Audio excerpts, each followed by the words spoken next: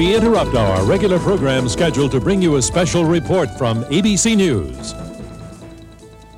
I'm Ted Koppel. There has been a rather strong earthquake in Northern California, so strong, in fact, that it has, among other things, knocked out all the power, or much of the power, at Candlestick Park, where the third game of the World Series was being played. But in the overall scheme of things, that may be the very least of things that has happened today. You can see some video there. I gather that's live video of Candlestick Park. And we are feeling a shock right now, and that shaking in your picture is being amplified by the tremor that has just gone through the top of the stadium, and we are live. They're taking the bases off, 8:41 Eastern, 5:41, and we just felt it out here. We're at ground level. This is a live shot from our affiliate, our owned and operated station in San Francisco, KGO, and you can see that there are at least two major fires that seem to be in progress there. Let me just explain to you that what we're doing here is we are listening in on the broadcast of our affiliate in San Francisco, KGO, because a great deal of the information that is coming is more readily accessible to them than it is to us, and they have reporters reporting live from around the entire Bay Area region. It's been a frightening scene here. As you can see, just below me is where this crack in the Bay Bridge occurred, a 50-foot section. You see down there below the two cars that were on the upper deck when the bridge collapsed. They fell below. You can see the fire down past me. What has happened is that the natural gas lines have ruptured, and that is what has caused that fire. The water lines have ruptured. There is no water coming out of the fire hydrants. People are running into this building that Randy's now showing you, and they are looking for people. They're asking for people to come by. They're saying that people are still trapped in there. We were down at number 2 Cervantes. Another building like this one had collapsed. Had 2 deaths confirmed there. We'll go back to the Marina District. As we told you earlier, this is obviously an area that has been very hard hit. Fire crews coming into this inferno as apartment buildings collapsed. Remember, the Marina District was filled for is landfill, and therefore a number of the very expensive apartments and townhouses in this area have collapsed, fire burning unchecked. They're trying, it's been very difficult. There have been some injuries, it appears, perhaps more panic than anything else as they try to evacuate them from the homes, but the fire burns on. Again, you see the Marina District, the Jefferson Divisadero area where these very expensive buildings have collapsed, and the fire continues as San Francisco Fire Department tries to fight it. This was a 4-story building, and that's the kind of problem. They are trying to evacuate people who may have been inside. A lot of people at home at that time or during the commute hour as the earthquake struck at 5:04 this afternoon in Northern California. We have an unofficial word, or it perhaps is official now, 7 people, we know 7 people have died in this crash, including the one, or in this quake rather, including the one when an old building south of Market collapsed on people in automobiles. And there is one other death, too, perhaps one on the Bay Bridge when that section of it collapsed. But here trying to get people out of their homes, some injuries, perhaps just panic as well. And this, if it indeed is the big one that we've heard so much about, and people trying to do whatever they can to stop the fire, but part of the problem, obviously, is gas. Store water, prepare for aftershocks, prepare for 3 days of no services. You got 90 minutes of light left. You better make use of your time. Standing here ain't doing nothing. We have Leslie Brinkley standing by live right now. Leslie, go ahead. It's looking bad over here in Oakland. The electricity is out in much of the city, and we have a bad freeway collapse. It's that ramp of the Nimitz Freeway that goes from Cypress Street on up to the Bay Bridge. About a 6 or 7 block stretch of it collapsed during the earthquake. They are pulling bodies out from underneath this lower ramp. There were just some injuries on the upper ramp, but those on the lower ramp, there are a lot of fatalities. The epicenter of this earthquake is about 100 miles to the south in the Santa Cruz Mountains along the San Andreas Fault. We have had very difficult time getting any information out of that area tonight. Now our own Tony Russomanno is live in Santa Cruz now to give us some notion of what's happened. This is our first report from there. Tony? Pete, this town of 40,000 is about 10 miles from the epicenter of the earthquake. You would expect the damage to be severe here, and it is. The downtown section of Santa Cruz is basically gone. All the old brick Unreinforced buildings have collapsed. This is a department store called Ford's. It collapsed. The second story came down into the first floor, trapping several people inside. At least 3 people are known to have died here on the mall, perhaps 12 to 14 total in Santa Cruz. Authorities do not have a final fatality figure. Many, many other people are injured. Power has been out for several hours. The local power company says we should expect power to be out here for 3 days at least. It is almost 24 hours, 20 hours precisely at the moment, since that earthquake, 0.7 or 7 on the Richter scale, struck. It's very difficult as you look all across this part of California at the moment, up and down the San Andreas Fault, to figure out what is going on. But there is the worst disaster. That is Highway 880, the Nimitz Freeway on the Oakland side of the bay. 253 people, they estimate, died there when that top section of the roadway pancaked onto the bottom section, crushing people in their cars. There have been some heroic stories of people attempting to rescue those trapped inside, but most people didn't have a chance. This section was built in the 1950s, before its concrete columns would have been reinforced with steel. Its road surface had been reinforced after a much smaller earthquake did minor damage some years ago. But a second phase of refitting the highway, wrapping its columns in steel, was not done, even though the road is heavily traveled. It was not considered a high enough priority, and the money was never authorized. The chances of it failing, if it had gone through a full Phase 2 retrofit where the columns were strengthened, would have been greatly reduced. If it had been a part of the program, the tragedy would have probably been considerably less. Tonight, dogs are still seeking out the signs of human life, but there is very little optimism. There are horrible scars all over the landscape and in people's lives, but the random death on the freeway does not represent the whole picture. This was a very powerful earthquake, but this is not Soviet Armenia or Mexico City. It was a very long night for millions of people. Thousands of Oakland people stranded on the San Francisco side of the bay, where they'd gone to watch the World Series, because that 50-foot section of the Bay Bridge had collapsed. And today there are questions as to whether that bridge was ready for an earthquake of these proportions. Here's ABC's Gary Shepard. When the 50-foot section of the upper level crashed down on the lower level, it caused extensive damage. This home video was taken by a tourist who had her camera rolling when 2 vehicles approached the missing segment of roadway, and one of them was unable to stop. Gosh! The driver was killed. The Bay Bridge is the key artery connecting San Francisco with Oakland and surrounding communities. It carries 260,000 vehicles a day, 35,000 during the morning rush hour alone. Built in 1936, it was retrofitted in 1976, supposedly to withstand an 8.3 earthquake. Quite obviously, the reinforcement hasn't done the job. I mean, we're going to have to find out what went wrong and give a full explanation to the public. California highway engineers inspected the bridge today, said they have no idea why it failed, and are worried because damage is worse than first believed. The other thing we're concerned about is going in there and then having an aftershock, because it could bring it down. Repairs are expected to take at least a month, so it will be mid-November at the earliest before the Bay Bridge reopens to traffic. Gary Shepard, ABC News, San Francisco. Though the focal point of the earthquake has been San Francisco and Oakland, the epicenter, remember, was at Santa Cruz, 65 miles south of here on the Pacific coast. Between here and there, other cities as well as towns and smaller communities still have all had their own disasters to deal with. Here's ABC's Brian Rooney. This area took quite a shaking. In San Jose, windows rattled and the girls' volleyball team ran from the court in near panic. 45 miles away, Santa Cruz this morning looked from the air like a pleasant seaside town, the amusement park by the shore and the homes clinging to the cliffs over the Pacific. But at least one person died last night here in Ford's department store in the historic business district. The Pacific Garden Mall, as it's known, was badly hit. Many of the quaint Victorian buildings lost walls and windows. This man had just stepped out of a coffee shop to put a quarter in a parking meter. 20 seconds more, I would have been through the door and back where this building collapsed on top of the place I was working, where the roof came down and everything.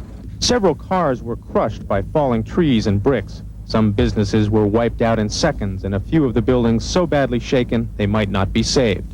At one end of the street is an old hotel with mostly elderly residents who had to be evacuated. The ceiling began to come down. It was a horrible, horrible feeling. In nearby Watsonville, as it was everywhere, water and power was knocked out, making it hard for hospitals to treat the injured. In the Watsonville Community Hospital, the pharmacy was nearly destroyed. Floors heaved and ceiling panels fell. The staff treated about 40 people for cuts and broken bones. One of the waves of the waterbed threw me towards my window. And instead of taking the window across my chest, I sort of continued to dive through on the front lawn and caught my leg. In Los Gatos, closest to the epicenter of the quake, residents were left today with only one day's supply of water. Along Los Gatos Boulevard, every other house was so badly damaged, people just held on to what little they had left. Brian Rooney, ABC News, San Jose.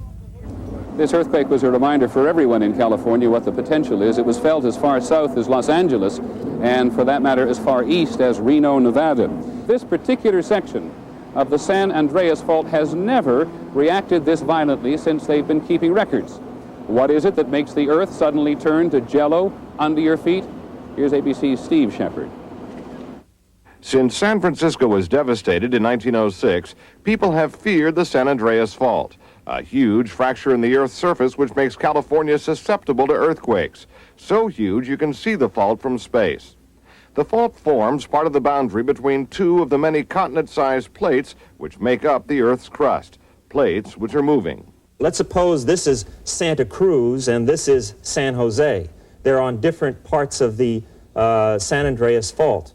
Santa Cruz wants to move northward, up, but sometimes it sticks, and only when it breaks do you have an earthquake. Land usually moves about 2 inches a year along the fault line. In 1906, it moved more than 22 feet. The power of an earthquake is measured by a machine called a seismograph. It determines how much and for how long a quake vibrates the Earth. The results are given a value on what's called the Richter scale. Yesterday's quake measured 7.0 on the scale, meaning it was a major earthquake. But many seismologists are warning today that this may not be the devastating earthquake that people have been fearing for decades. They point out that the 1906 earthquake would have measured 8.3 on the Richter scale, 10 times more powerful than the quake that shook the Bay Area yesterday. Steve Shepard, ABC News, Washington. Like a rock in a pond, the earthquake sent ripples across America. Not waves, but ripples. In Chicago, 800 people spent the night at the airport. Some of the thousands of travelers momentarily knocked off stride. I just wandered around and dozed and froze. Flights 137 to San Francisco. This morning, that ripple began to disappear. Flight traffic resumed. Meanwhile, the first damage estimates began moving toward the insurance centers of America and beyond, places from which companies will be paying off claims. The ripple effects will be felt in London and so on, so that dollars will be paying for San Francisco from all over the world.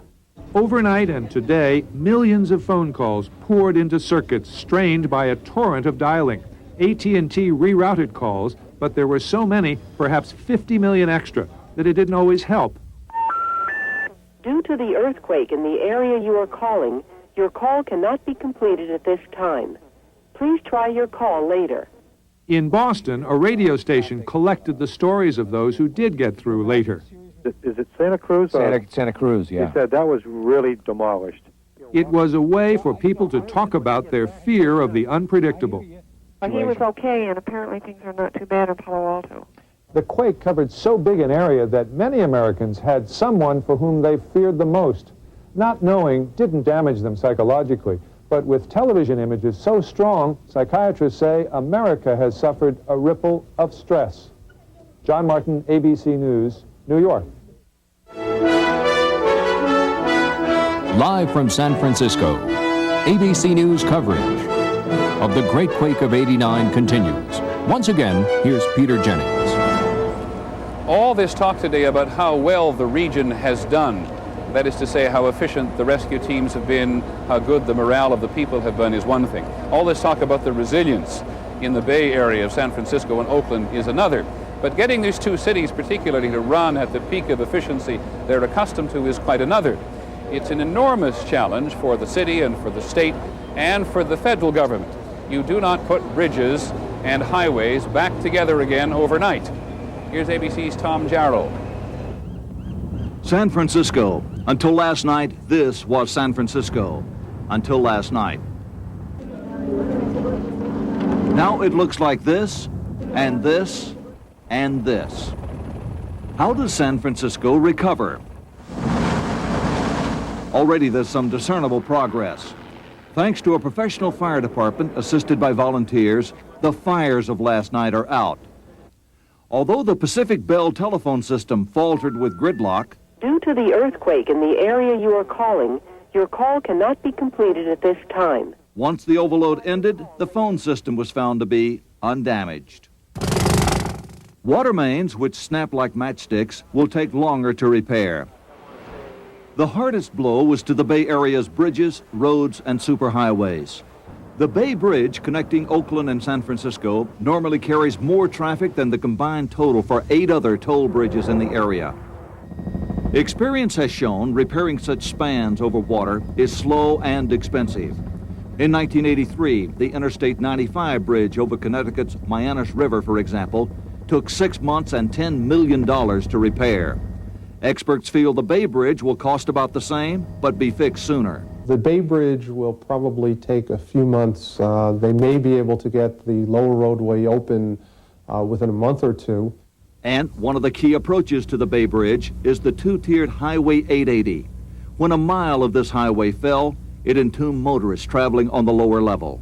And short of a war, you would never expect to see that kind of devastation on a major facility. Until the Bay Bridge can be reopened, BART, the Bay Area Rapid Transit System, is its best hope. This subway connects the two cities, tunneling beneath the bay. It escaped the quake undamaged.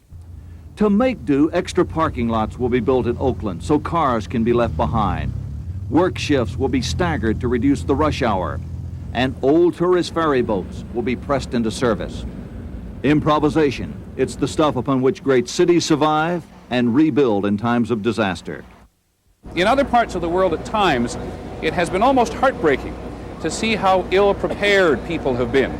Only in Japan and in California, the people seem to really take earthquakes seriously and prepare for them. ABC's Bill Blakemore has covered earthquakes for us all over the world. San Francisco was built for this. They were prepared. But we didn't see any real failures of any of the newer structures, which is what we would have expected for an earthquake of this size.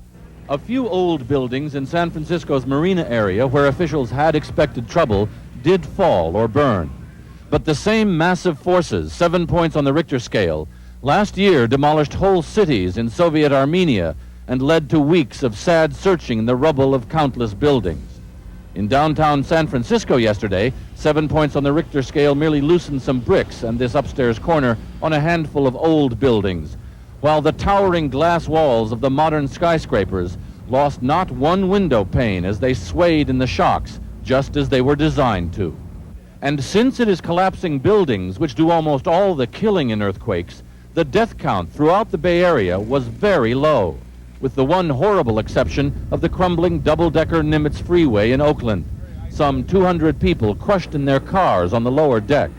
One of the structures built 3 decades ago, before anti-earthquake concrete construction was well understood. They tend to be brittle, they tend to have very little seismic resistance, and when they collapse catastrophically, they pancake. In all the rest of Oakland, California, aside from the fact that most people took today off, things could hardly be more normal. The 3 other isolated trouble spots here are already being studied by engineers. The Marina District. Well, we expected damage in the marina because it's built on fill that was put in there after the earthquake in 1906. The fallen Bay Bridge section. The Bay Bridge was a surprise. We expected the bridge to perform without any damage. And some of the downtown buildings in Santa Cruz. The damage tended to be in older brick buildings. Unreinforced brick starts to peel apart and pancake. Everywhere else, the Bay Area's years of constantly improving anti-earthquake building codes have paid off. Even water and gas lines, for the most part, held. In the years since the dramatic 1906 San Francisco earthquake drew attention to the San Andreas Fault, a series of smaller quakes have brought lessons slowly enough for engineers to absorb. We keep finding mistakes, we keep finding oversights, we keep finding new things about how buildings perform, and not every earthquake is the same. And if this earthquake had been 7.5 instead of 7 on the scale, about 5 times more powerful as the Richter scale goes, well, even the best anti-earthquake design can only do so much. If the quake was much larger, we'd have many more buildings like the Cypress overstructure collapsing, and it would be a major disaster because we wouldn't have been able to respond. Bay Area engineers will now add the few new lessons of this quake to their already enviable body of anti-earthquake knowledge and building standards to get ready for the next big one, whenever it should come. But the biggest lesson of this quake may not be for people who live in California. If we had a similar quake in the Northeast, the Southeast, or the Central States where they don't have adequate building codes, we'd have an absolute catastrophic disaster with tens of thousands of buildings coming down. There are literally millions of faults across the country. One of them runs across Manhattan, from the East River to the Hudson River and beyond. In fact, I'm standing near it right here, right in the middle of Central Park. This one is harmless, as most of them are. Geologists say they're worried about those few that have moved in the recent past, in the last 50,000 years or so. Of course, the San Andreas, which scars the length of California, is the most active. But the new Madrid zone in the Mississippi Valley is a close second. It regularly sets off little quakes, thousands of them. Experts agree that Memphis is the city most exposed to the threat of a bigger one. Scary, it really is. I don't know how to react. It makes me feel like that we could be wiped away. Just, all it takes is for it to come. And it will come eventually. Some government scientists say there's a 75% chance a big one will ripple through the new Madrid zone by the turn of the century. Besides Memphis, St. Louis, perhaps even Chicago and New York could lie in its path. The potential for destruction and really catastrophe from a large earthquake in the central United States really can't be understated. New Madrid last caused a huge quake in the early 1800s. It created this lake in Memphis. Memphis is a city built on mud, so it's especially vulnerable. Its modern high-rises probably wouldn't fall. They're flexible, built to sway in the wind. But older buildings like this one and this, experts expect, would crumble. Critics say that Memphis just isn't taking the quake threat seriously enough. The city council decided not to make this new sports complex quake-resistant. I felt we were being irresponsible as a group in not investing money to protect the public from something that I see could happen in the Memphis area. Other earthquake hotspots are here in Salt Lake City. The Wasatch Fault runs along its eastern side. And in the northwest, an earthquake zone called Cascadia Subduction dips beneath Seattle and Portland. But the big questions remain. When and where will the next one hit? I'm a little pessimistic now that we're ever going to be able to say tomorrow afternoon at 3 o'clock we're going to have an earthquake. But to the question, can it happen here in Memphis and Seattle and St. Louis and more? The answer is yes. In the past 48 hours, we have heard constant reference to the Richter scale, and we assume you have too. So we thought we'd stop now for just about 30 seconds and tell you a little bit more how it works. This man, Charles Richter, an American seismologist, developed the earthquake measurement system in 1935, rating the Earth's vibrations on a scale of 1 to 10. A 1 on the Richter scale is barely noticeable, like vibrations caused by a tractor-trailer on a highway. But a 5 or 6 on the Richter scale can't be ignored. And don't be misled by what seem to be small differences in degree. Every time you go up a number on the Richter scale, you're registering 10 times the force of the number before. In other words, an 8 is 10 times as powerful as a 7 on the Richter scale. Soon after scientists learned how to measure earthquakes, they began designing buildings which could survive them. Today's skyscrapers withstand the shifting of the earth because they're built on special foundations. Rubberized cushions and reinforced steel enable these new buildings to sway back and forth as much as several feet without falling. As it turned out, San Francisco's modern skyscrapers were the safest place to be during the recent earthquake. Some of its older structures couldn't absorb the shock. They cracked and came tumbling down. From ABC, this is World News Tonight with Peter Jennings. Reporting tonight from San Francisco. Good evening. Away from the rubble this evening, a visual reminder that here in Northern California, they're doing what they can today to get up and on with life. There were a couple of medium-sized aftershocks here today, but they didn't do much damage. It's really sunk in out here now that while there were pockets of death and destruction, millions of Californians have come through this earthquake unscathed. That is not to say there isn't a lot of work to be done where there is work to be done. When it gets dark out here in just a few hours, a great many people are still going to have only candles. But they made a lot of progress here today, and we begin with ABC's Ken Kashiwahara. Work crews today began repairing the Bay Bridge between San Francisco and Oakland, making preparations to lift the collapsed upper deck, lower it to a barge, and view the earthquake damage more closely. Officials said repairs to the damaged upper and lower decks could be completed in 3 to 4 weeks. Other parts of the city were moving quickly to get back to normal, too. In the downtown area, work crews began rebuilding damaged structures, repairing burned-out power lines and traffic signals. Nobody has a day off in this city and has not had a day off since the earthquake hit. In the financial district, electric power has now been restored to most high-rises, allowing the Pacific Stock Exchange to resume normal trading and businesses to reopen. Getting completely back to normal will take some time. Damage in San Francisco alone is estimated at more than $2 billion. And today, residents began dealing with immediate concerns. Typical homeowners' insurance policies don't cover earthquakes, but those who are covered were being assisted by their insurance agents. We're mainly just looking to get you into a location to at least survive and live right now. Okay, that sounds good. A major concern is the traffic gridlock that could occur when workers return in force. Some freeways are still closed, so engineers can determine if they were damaged. And 300,000 commuters who normally use the Bay Bridge will have to find alternate routes into the city. More ferry boats will be put into operation, some brought in from other parts of the state, and officials are asking companies to stagger work hours. But the city survived the earthquake, and today's headline suggested it will survive the recovery as well. Ken Kashiwahara, ABC News, San Francisco. Well, it's been almost 48 hours, and the adrenaline rush is over. Here in the marina section of San Francisco yesterday, people were simply glad to be alive. Today, as they were held at arm's length from their homes, many of them began to realize that 15 seconds of violence had made their future very uncertain. Just not knowing where you stand as far as your home in the area or apartment is tough. At every street corner on the perimeter of the marina section today, agitated residents trying to get by policemen who would have none of it. It was simply unsafe, the cops said. This is restricted. I mean, you got devastation here, right? I understand. My house may be devastated. I'm trying to get to it. A lot of people know their homes are condemned. They simply want their possessions. If we could get it out, we could just start over again. Finally, many of these people demanded and got a meeting with the mayor and some satisfaction.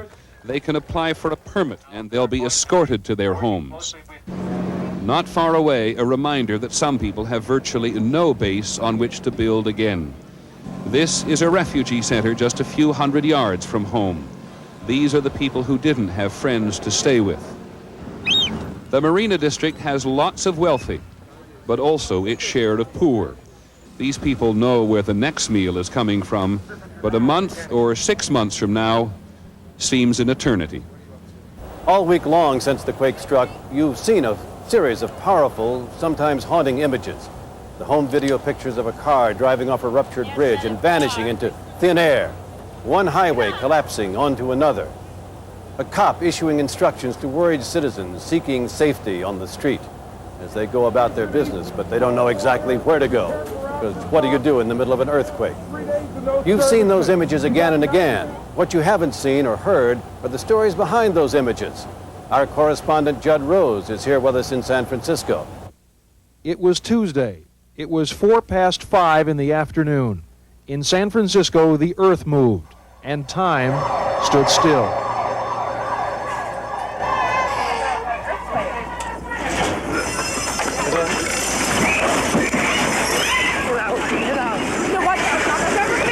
Stay here. The earthquake itself was over in a matter of seconds. What happened here after the ground stopped shaking was a series of moments. Moments of grief and grace. Moments of sudden death and small miracles. Moments that changed lives forever and turned ordinary people into heroes and victims. At 5:04 Tuesday, Bruce Steffen and Janice Freeberger were driving on the top deck of the Bay Bridge. Co-workers in a San Francisco realty company, they were returning to the office after a trip to Oakland. All of a sudden the car started bouncing, and I thought I had a flat tire. I thought I must have run over glass or something like that, and the bouncing got worse. There was this explosion. It sounded like dynamite, and right in front of us, I saw the upper deck split, and what was in front of us stayed, and we started to move down. The ground opened up, the car was heading down, and I had enough time to think that I was dead, that I was going to be dead, that there was nothing underneath me but water, and I was going through the ground. But they were alive, hanging literally by a thread. As the bridge collapsed onto the deck below, the car fell through and caught on a piece of wreckage. I felt like I was in a TV horror movie where any moment the car would go ahead and flip on over into the water. Not far away on the Nimitz Freeway in Oakland, it was rush hour. The ground shuddered. The double-deck highway snapped and tumbled into a tomb for hundreds of drivers. A lot of them there were some that it looked like, somebody saw what was happening, hit their brakes, and then they came down on them, and the brake was still on.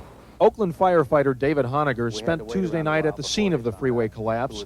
It was his job to dig through the rubble, look for survivors, and finding bodies, mark the site with the initials DOA. The trouble was that almost all of the cars were smashed down to a foot or two in height.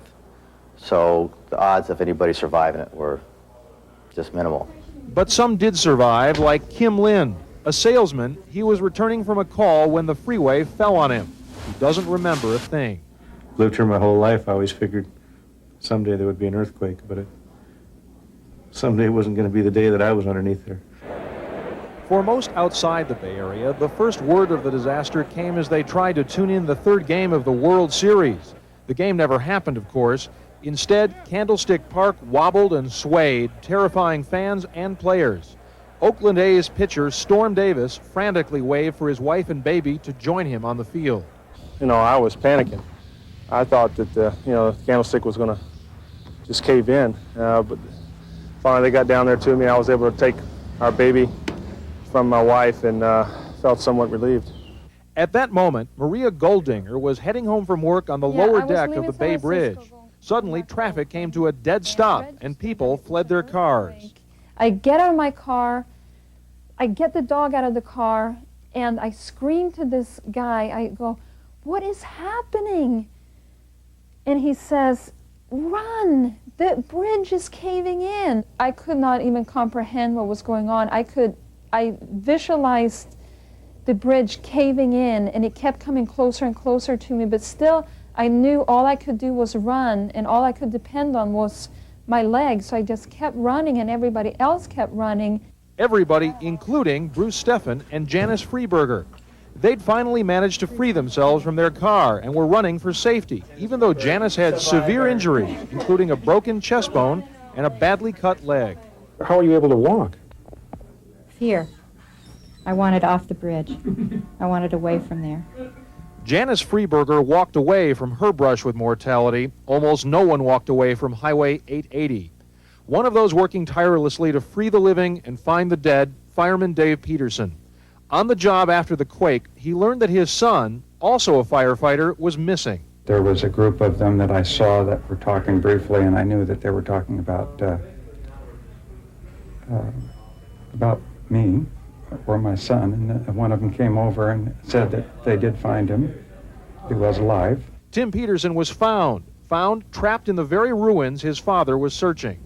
At one point, they couldn't free his legs, and I know my son asked for them to cut him off so that they could pull him out. In the end, Peterson was pulled out, hurt, but his legs intact. A small victory amid a major tragedy. A moment of heroism amid a week of horror. Moments amid the madness that would end some lives and change others forever. It's like a whole new life. It's not the same life I had before. I died back on the bridge, I don't know what I'm going to do. I figure at some point something's going to happen where I'll have a chance to do good and I'll say, this is what this was all about. This is why I'm still here. From ABC, this is World News Tonight with Peter Jennings. Reporting tonight from San Francisco. Good evening. When the president comes to see for himself, he is meant to symbolize the feeling of a nation that people are hurting in the wake of a disaster.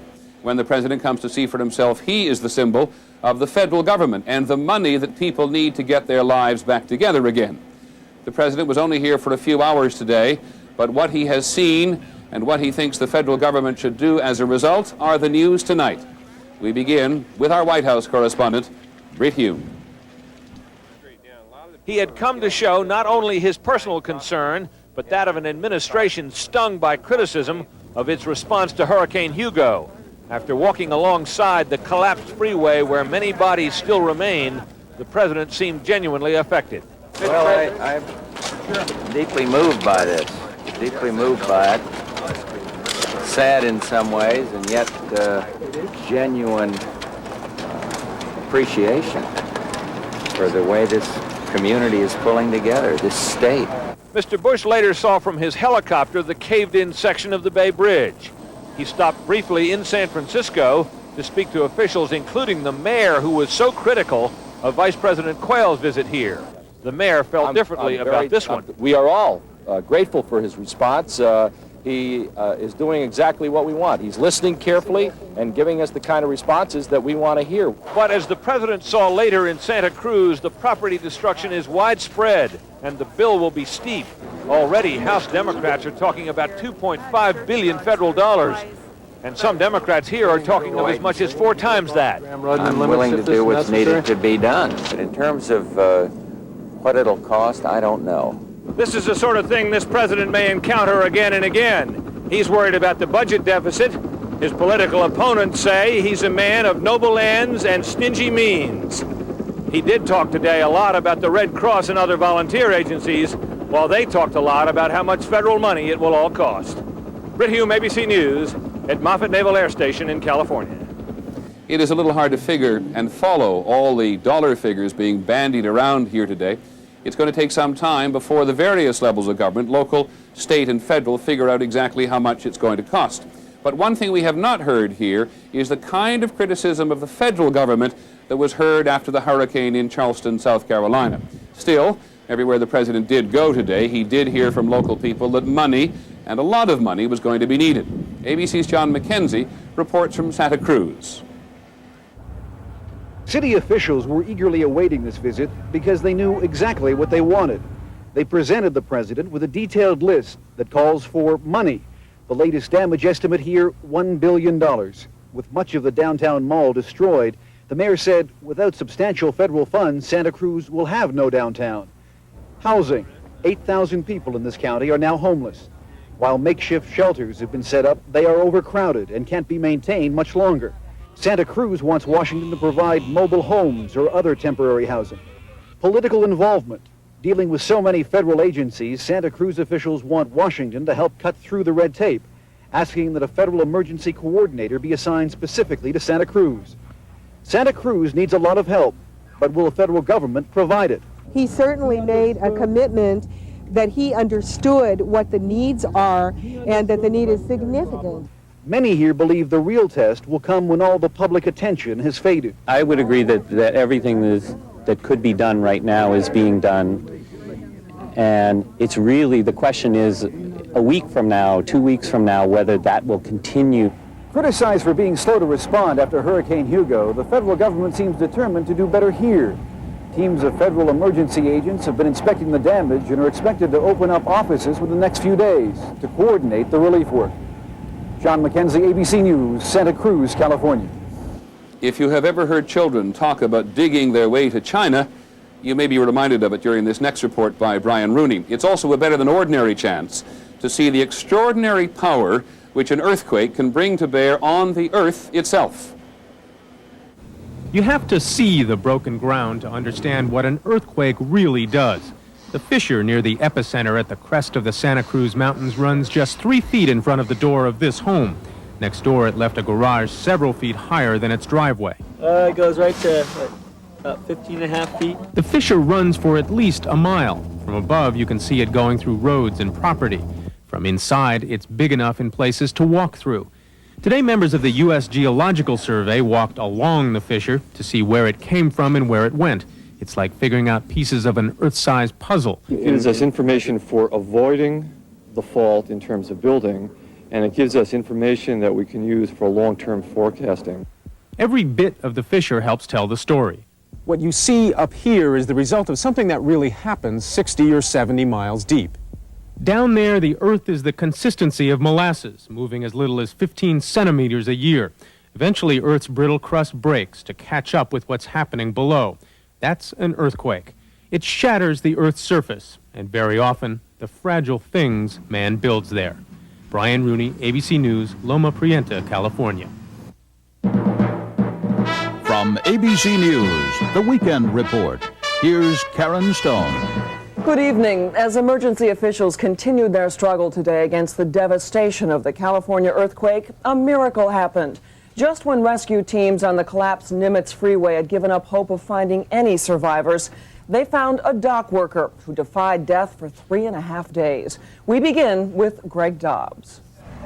Buck Helm is a very lucky man to be alive. He is bruised and after all the time trapped, dehydrated, but no major external injuries. What kept him from escaping from his silver Chevy was the car itself. An iron beam had crushed it about a foot in front of him. The doors were jammed, the roof was smashed. Helm was really packed more than pinned inside the car. He could move about like this. His head could move a little bit. Rich Riggs reached him first. Rescuers had to start by using 12 by 12 timbers to shore up the deck above them, which was one of the most unstable parts of this freeway. Then they shimmied in about 15 feet on their bellies to reach his car. All told, it was a 4-hour operation. He was conscious, at times in and out of consciousness. Paramedics gave him oxygen. The space was too small for intravenous medication. Once hospitalized, doctors learned that Helm does have 4 broken ribs and a malfunctioning kidney, and horrible memories. After having waited under 3 days, and we were walking all past him, I know he heard all the rescue efforts for the last 3 days all around him, wondering when he's going to get out. Helm's former wife couldn't even tell how she felt. In the first 3.5 difficult days, sniffing dogs and electronic devices swept almost this entire freeway 5 times. Everyone still trapped here was given up for dead. Now, every vehicle that even remotely can be reached will be checked again. Greg Dobbs, ABC News, Oakland. From ABC News, The Weekend Report, here's Barry Seraphin. Good evening. Rescuers spurred on by the discovery of an earthquake survivor yesterday in the wreckage of a freeway in Oakland, California, today found only more bodies. The number of confirmed deaths from last Tuesday's disastrous quake in the Bay Area has risen to 59. The number of injured more than 3,000. And as Gary Shepard reports, that crumpled freeway is now the source of new concern. 150 residents of 2 apartment buildings adjacent to the Nimitz Freeway in Oakland were ordered evacuated today after authorities said one section of the double-decked highway that had not yet collapsed had begun to shift, that it was extremely unstable, and it too was in danger of coming down. Park out here. We're allowing nobody in here because we're evacuating the area. The evacuees were taken to a nearby shelter. The longshoreman rescued from the freeway rubble yesterday, 57-year-old Buck Helm, showed some slight improvement at a local hospital, but remains in critical condition with multiple injuries and kidney failure.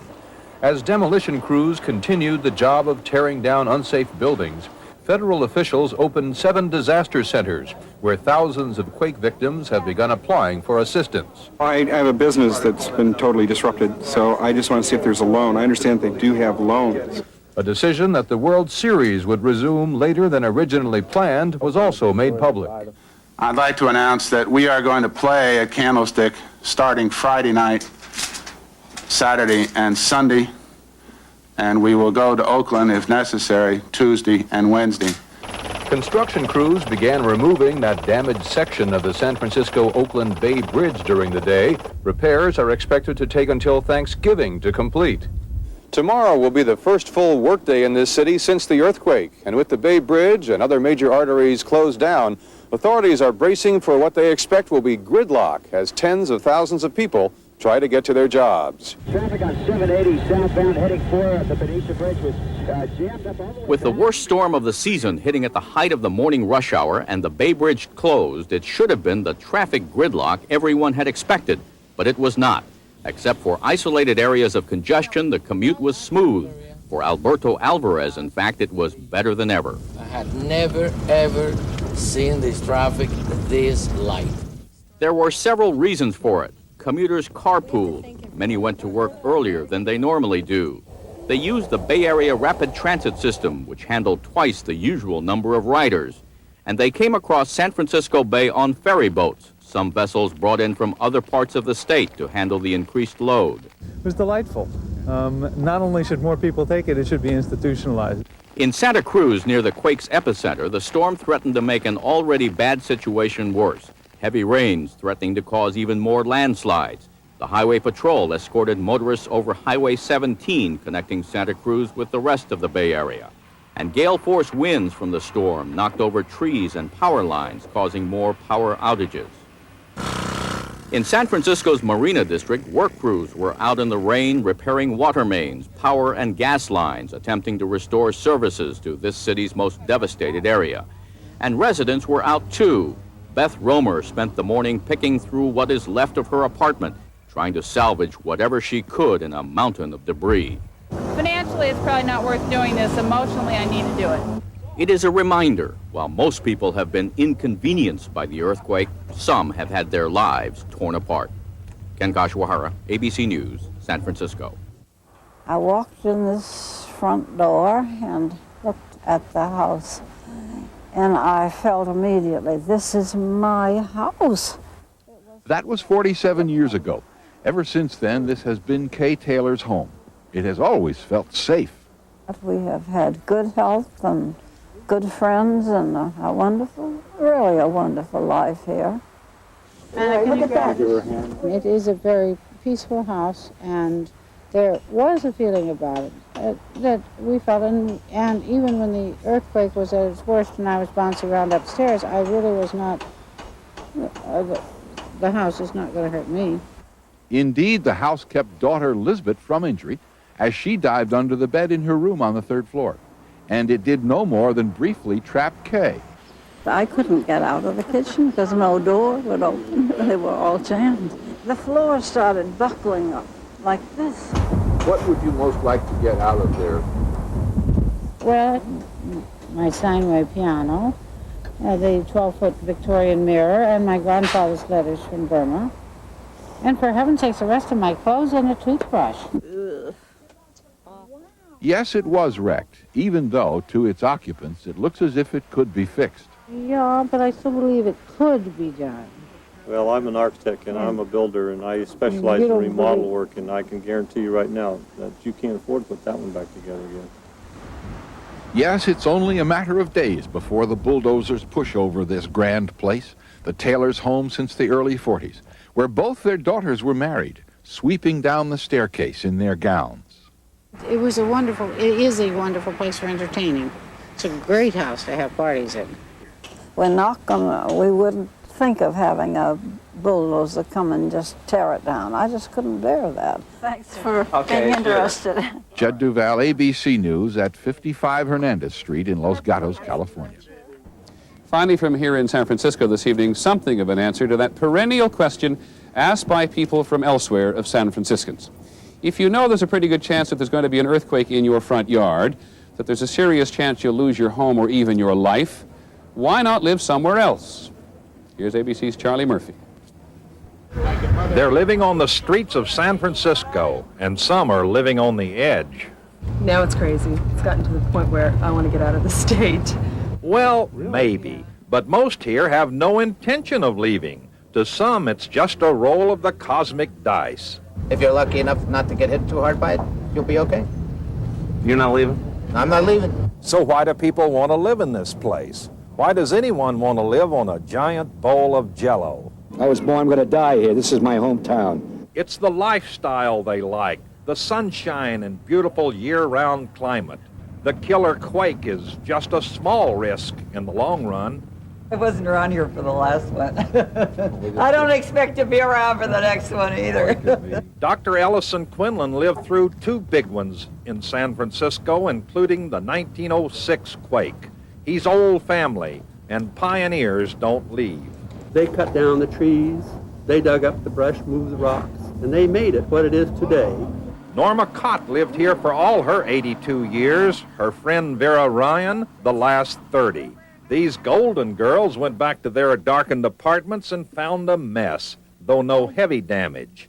But it'll take more than this to scare them off. Well, I can put up with an earthquake every now and then, and if it takes me, I've lived a full life. That's it. See? So living on the edge may not be so bad. To these people, it beats living in New York. Charles Murphy, ABC News, San Francisco.